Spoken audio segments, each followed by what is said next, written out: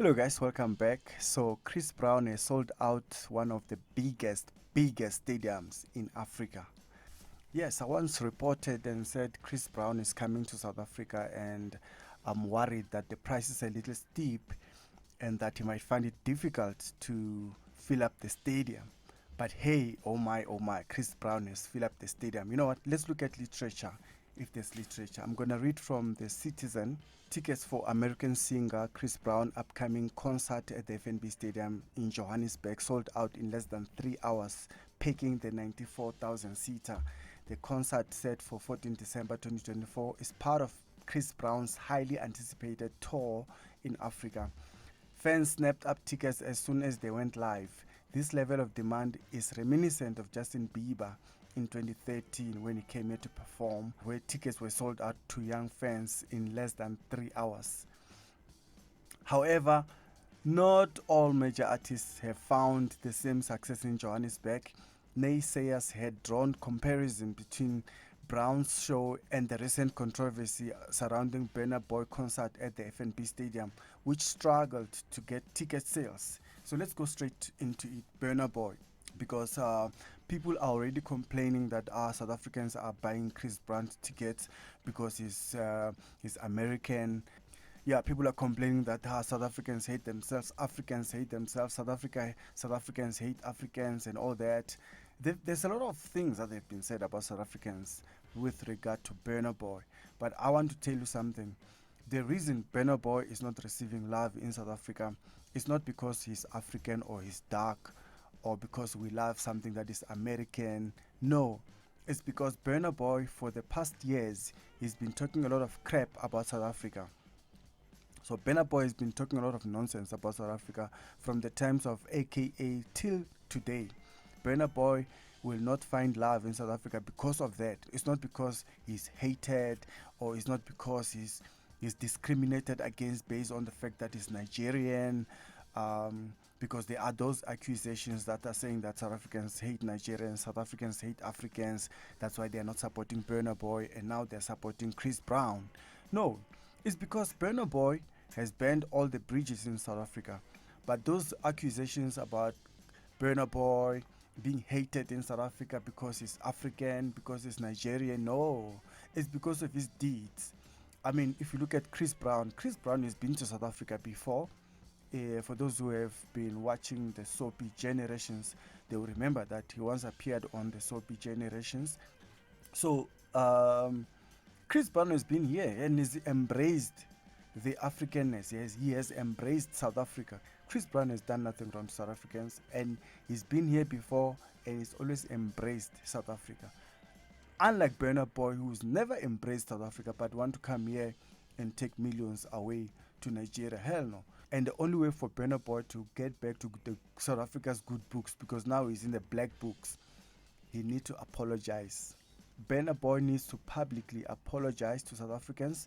That's when he's gonna get love. Other than that, unfortunately, I love Burna Boy's music, but because of what he's done, what he said about my country, it becomes a little difficult. I love his music, but I know I don't like him as a human being.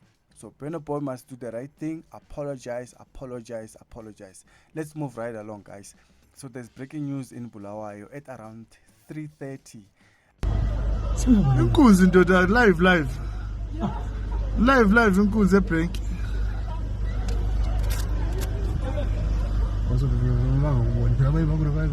Chachi. Inkunzi straight imali. Armed robbers brandishing AK-47 rifles overpowered security guards at the EcoBank branch at NRZ building in Bulawayo and snatched cash boxes before tossing them into their Ford Rangers. And they left with $4 million US, guys. It's almost 70 million South African rands, if you think about it. But the good news is that the armed robbers who stole $4 million US from the bank in Bulawayo have been apprehended, they've been arrested in less than 24 hours.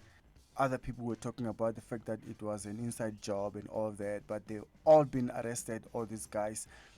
I mean, let's be honest, most cash in transit heists that happen in South Africa are done by Zimbabweans.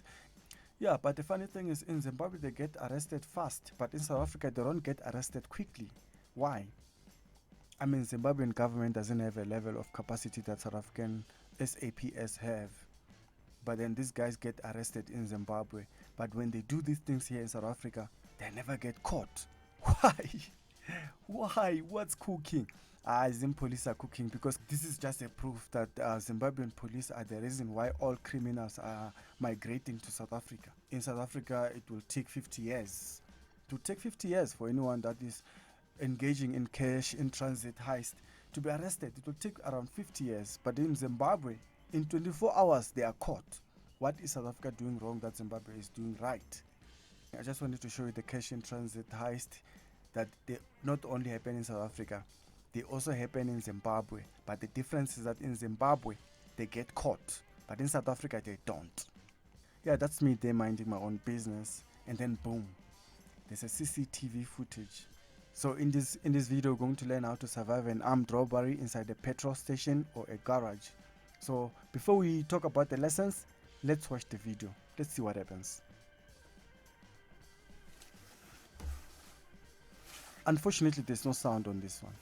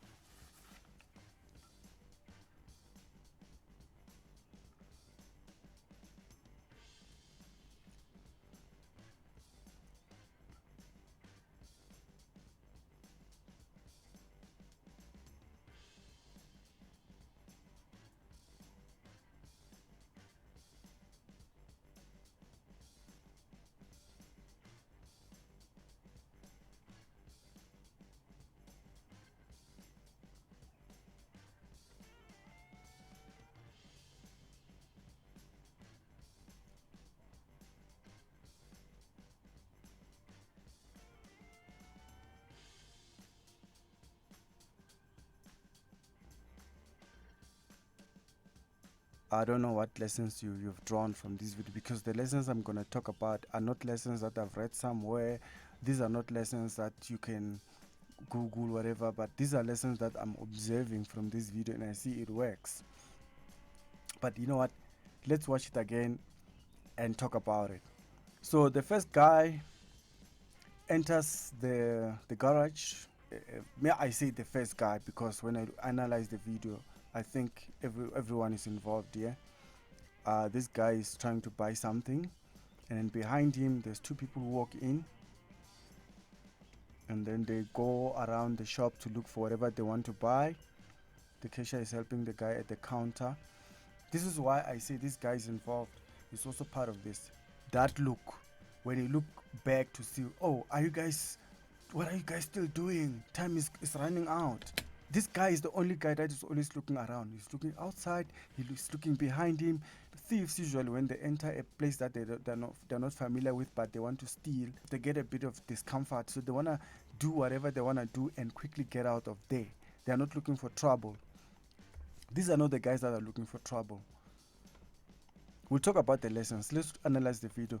So the third person walks in, the fourth person walks in, And the third person walks straight, just right behind the counter, and start making demands.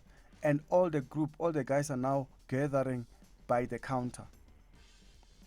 He's making demands to say, hey, you don't move, stay right there. But we know it's pretense. These guys are together. I can tell you that. And then he takes the money. The other guy wearing a brown hat is going to take all the cigarettes. He's gonna take all the cigarettes. So the guy with the brown or green hat is busy collecting all the cigarettes. I think they're gonna sell these things at the black market. They always go for cigarettes. I don't understand. What is this guy getting? What is he taking? All the cigarettes, all the different kinds. Ooh, guy, your hands are there. You're not wearing gloves. You're touching things there. These are unprofessional robbers, guys. These guys are unprofessional. They're not wearing balaclavas or hoodies just to cover their faces. We can see their faces. Now, look at the guy with the yellow cap. It looks like a Kaiser Chiefs cap. I'm not sure. Forget the Springboks guy. There's a Kaiser Chiefs cap. Look at him. Observe him. These guys have safeguarded this garage from inside. No one else entered the shop until these guys were done. It looks like this garage is not busy. He's going to look out and then observe and go straight to the biltong and get one biltong. These are hungry guys. These are not robbers. These are guys who are taking chances, guys. I saw they have a gun, but we're not sure if that gun is not a toy. It's a toy.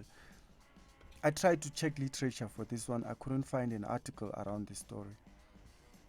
And then the other guy's gonna walk towards the biltong. I mean the magnum. The other guy's gonna get a magnum. The guy's gonna get a magnum. Is that a magnum?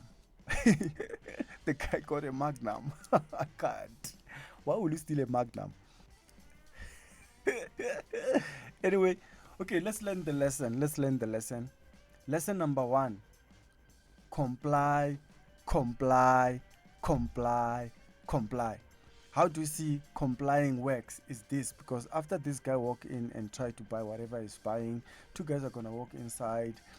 Yeah, the guy wearing a white top is gonna just walk behind the cashier or the counter and start making demands.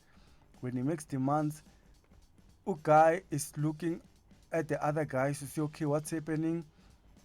And he's been told, hey, bruh, open the machine. Open the machine, man. And he opens the machine. Complying. That's complying. That's what you do. You comply. It's going to save your life. This is not a shop. You're working there. You're just an employee. You're probably not even getting paid good money. There's no need to fight back this kind of people. You comply. That's lesson number 1. You see, this guy is complying. That's what we learn, that you just comply. Lesson number 2, you keep your hands up. You have to raise your hands. If you check, this raising your hands will save your life, guys. Raising your hands, but this guy is not raising his hands enough. These hands are not high enough. You raise your hands, but the hands are not high enough. That's my worry. Yeah, keep them up high there. You will be safe. Keep your hands in the sky, man. Keep your hands where they can see them. And comply. So 2 things. You comply and you keep your hands in the sky. That way you will save your life. Anyway, I'm not going to exhaust you about it, but I just wanted to point out that when you are in these kind of situations, the best thing to do is to comply. And also the best thing to do is also lift your hands up so that you show that you are not a threat to these guys. They must not harm you. They must not hurt you. You will survive all these things, guys. Yeah, I just wanted to show you that. Forget the guys with magnums and biltongs. I wonder if it's recorded in the report that magnum and biltong was also stolen. Legeremina, salute. Mingatit